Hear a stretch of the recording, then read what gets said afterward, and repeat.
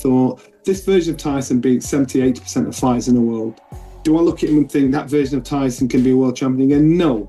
Why is Tyson fighting again? I know Anthony very kind of guy, you know, kind of very jakby wychowany. Well behaved, yes, and very трудолюбивый.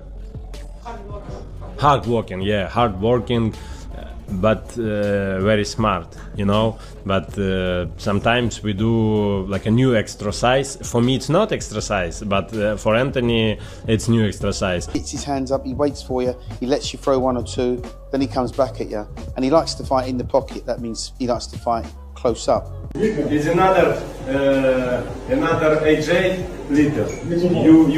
You strong, you big AJ, but you have another small AJ who, hey brother, please stop. There's another Sasha say me too. Hey Sasha, stop. Say, hey, get out. The fight. Spencer Brown told me in the early hours of Sunday morning that we will get Joshua Fury, however they're going to bid it, this year, probably at Wembley. Eddie Hearn told me tonight that he expects the fight to happen, probably with a fight for AJ before that. So yeah, maybe we're looking back end of the year for Fury. Anthony Joshua has officially responded to Tyson Fury's call-out, and this time, he's not holding anything back.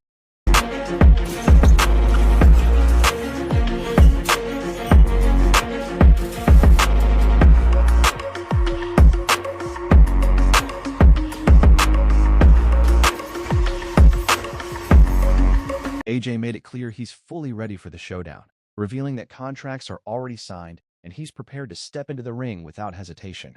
He sent a strong message, reminding everyone that he's been active and consistent for over a decade, unlike Fury's stop-start career pattern.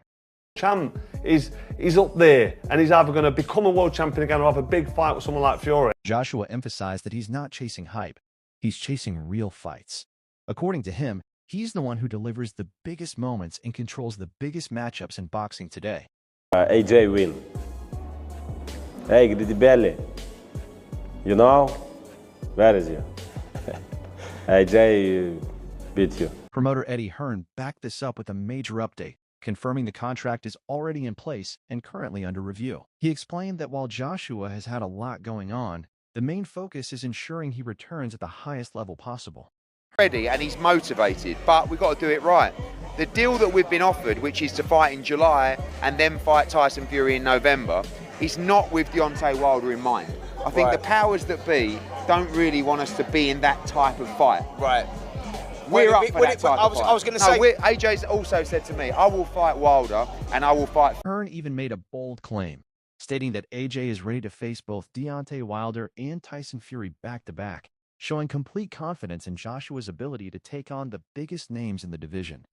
AJ had a glint in his eye, as if to say, if that's the best you got, it ain't a problem.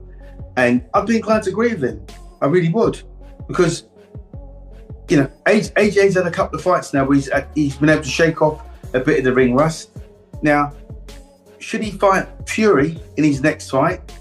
Should Fury decide that he really wants to fight AJ in his next fight?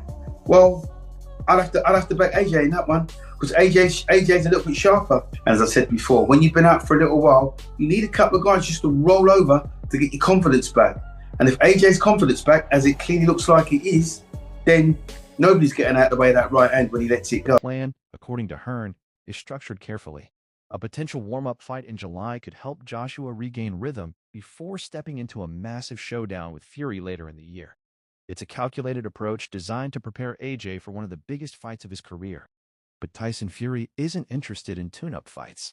He fired back, making it clear he wants straight action against top opponents and doesn't need easier fights to prove himself.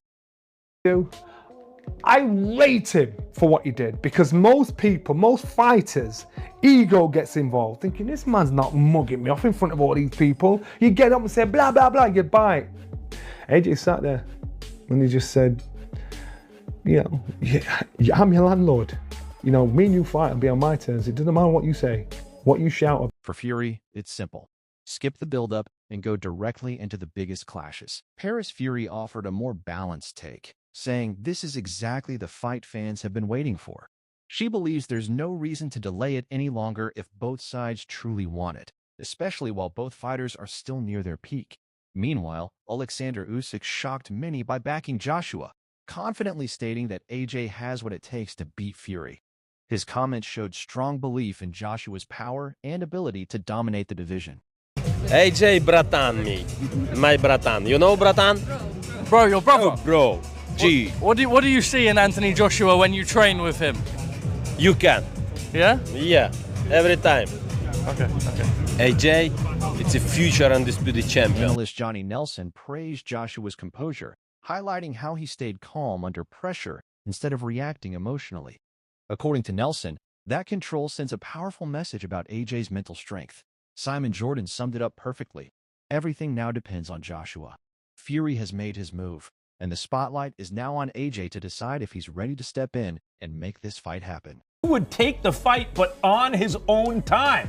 After the fight, AJ said he's still dealing with a lot of things, but he'll be ready, guys. And the quote was, as I said, on his own time. It looked to me like AJ was staking out a negotiating position. How did it look to you? Yeah, I think it was a power move from Anthony Joshua and Eddie Hearn to say, hey, we're the ones in control. Obviously, they are not, right? Tyson Fury is the cash cow. Yes, he is. I'm the landlord is what he said. Come on, he's the tenant, let's be real. But I liked it. It was a great line. And Tyson Fury, Anthony Joshua, this is similar to Mayweather-Pacquiao. It's going to happen past when we wanted to see it. But at this point, the situation is clear.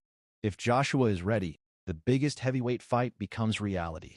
If not, the wait and the frustration continues. Anthony Joshua has officially responded to Tyson Fury's call-out, and this time, there's no confusion. Good deal. I mean, we have made it clear that we are willing to fight Deontay Wilder and Tyson Fury back to back. And I'm not being disrespectful that Wilder is a warm-up fight, but AJ is very comfortable to go into that fight next. That's not the basis of the deal that we've been offered, but it's definitely one we're interested in if it was offered. And if they want to look at that route, I think some might perceive that to be a more dangerous option, especially when there's so much riding on Tyson Fury against Anthony. He says he's ready. AJ made it clear that he's never stepped away from the game. He's been consistent, active, and always prepared for the biggest challenges. According to him, he's not chasing hype. He's chasing real fights, and this is one of them. Eddie Hearn backed that up by confirming that the contract is already in hand and currently under review. He explained that Joshua has had personal matters to deal with, but the focus now is on returning at the highest level. He hasn't signed up for that fight. That's the position. And until he does, it's pointless talking about it. Tyson's ready to go. He's there, ready, willing, able. He's not going to sit around forever, but he's there. And he wants also revealed a potential plan, a warm-up fight in July, followed by a massive showdown with Tyson Fury later in the year. But Fury isn't interested in any tune-ups. He wants straight action and made it clear he's ready right now. From Fury's side, the message is simple. No more delays. He believes he's already proven himself and doesn't need any easy fights before facing Joshua. It was a good show, for the fans. Yeah, we will see. I think all the fans in Britain, he will see the fight. AJ versus Fury. Who do you think will win that fight after what you saw tonight? I don't know. I don't know. But my prediction is very bad. I say to you, Fury will win the fight maybe in the first 4 rounds. But you see the result. I don't know. Really, I don't know. Meanwhile, Alexander Usyk added fuel to the fire by backing Joshua, saying he believes AJ has what it takes to win. That bold statement has only intensified the debate. Frank Warren also stepped in, making it clear that nothing happens until Joshua officially signs. According to him, Fury is ready and waiting, but he won't wait forever. I'm the boss, I'm the landlord, and I don't know. He just says AJ stuff, just bollocks. Just say yes, it's the biggest fight in real boxing. Just say yeah, you let him get any younger, you let's get older. The fight's getting harder and harder to make. Just take the fight and just shut up. Just have the fight. That's the difference between me and him. I'll have it. I'll fucking have it. You don't need to go with me into a fight. I'll have it. You need to go with me and have it right away, It makes sense. Experts like Max Kellerman suggest this isn't about fear, but timing. Joshua is carefully choosing when to step in, making sure he's fully prepared both mentally and physically before taking on a fight of this magnitude. Without a doubt, regardless of all the heavyweights around the world, it is the biggest fight in boxing to even now but you can't leave it too long. You know, and we've had the gypsies warning. AJ got turned over. Fury's been retired. Now that you've got the chance for this to happen, you can't leave it too long, because one of them lose. That is no longer the biggest fight in boxing. So AJ doesn't get a warm up. And you know what? I think AJ and Fury is bigger than anybody you put in with Usyk. At the same time, critics point out signs of ring rust on Fury's side, raising questions about whether he'll be at his best if the fight happens soon. Despite all the back and forth, one thing is clear. The boxing world is tired of talk. What's fantastic today, he boxed really well, and it's great to see that he's back on the scene again. And obviously he boxed so well today, 2 years at the ring or something like that. I think he's back now, where we want to see that mega fight now with him and AJ. I think that fight could be next for both of them. What a massive fight that'll be for British boxing, and let's see where it goes, man. What did you think of? Fans want action. This fight isn't just about belts anymore. It's about legacy, pride, and finally settling one of the biggest rivalries in heavyweight boxing. Fun, things he had worked on in training camp. More importantly, just him being happy, being back an entertainer. Forget about boxing. He's an entertainer. Entertaining at the press conference, the weigh-ins. The question is simple. Who wins when Anthony Joshua and Tyson Fury finally step into the ring? Max Kellerman believes Anthony Joshua is not avoiding Tyson Fury, but carefully controlling the timing of the fight. According to him, AJ is balancing personal matters with a smart professional strategy, using patience as part of his negotiation approach. I see it happening this year. If AJ gets his shit together, like I say, he's gone through a lot. I understand that, but I don't think a tune-up fight helps or doesn't help. Let's just get the fight on. It should have happened 10 years ago, you know. So hopefully he can get done. The goal is clear. Joshua wants to step into the ring only when he is fully prepared, both mentally and physically. This adds a deeper strategic layer to the already intense build-up between two of boxing's biggest names.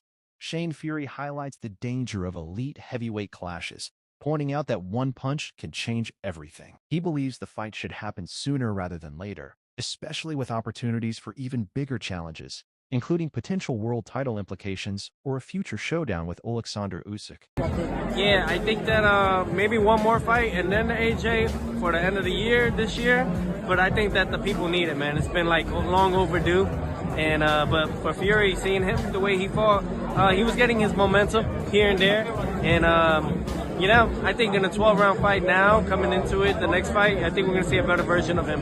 What would you make of the Anthony Joshua fight? How would you see that one playing out? I love Fury. I've always been a fan of Fury. I think. He also notes that the gap between Fury and Joshua has closed over time, making the fight far more unpredictable than before. Ajit Kabayel shares a similar view, calling it one of the most anticipated fights, particularly for British fans. However, he admits it's extremely difficult to predict. While he slightly leans toward Fury having an early advantage, he ultimately sees it as a true 50-50 fight where either man can take control at any moment. Dillian Whyte takes a more direct stance. The only person that don't want that fight, or sounded like they didn't want the fight, was Anthony Joshua. Talking about not stealing his thunder or whatever. I think the fight's going to happen. I think the fight is happening, and we're all looking forward to it. But Tyson Fury deserves respect, deserves credit, and yeah, we've got to acknowledge that he's just had a solid 12 rounds against a game opponent, and he got some good work in there, and that will set him up for the Anthony Joshua fight. And I'd like to see these two come together a little bit and just be face to face, up close and personal. Then you know it's real, and you know we'll have to wait for. Criticizing the delays and overcomplications, he argues that fights of this magnitude shouldn't involve endless negotiations. In his view, real fighters step up without hesitation, and he expresses frustration at the ongoing talk instead of action. For him, the solution is simple: make the fight happen now. Johnny Nelson emphasizes the importance of timing, calling Joshua versus Fury the biggest fight in boxing today. If he feels he's ready to fight Tyson Fury, then that fight can happen.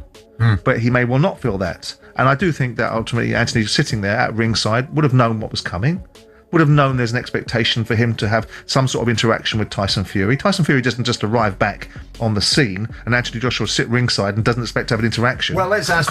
He warns that delaying it too long could reduce its impact, especially in a division where one loss can change everything. Nelson also believes Joshua doesn't need a warm-up fight and should go straight into the showdown. At this point, the fight has become more than just a matchup.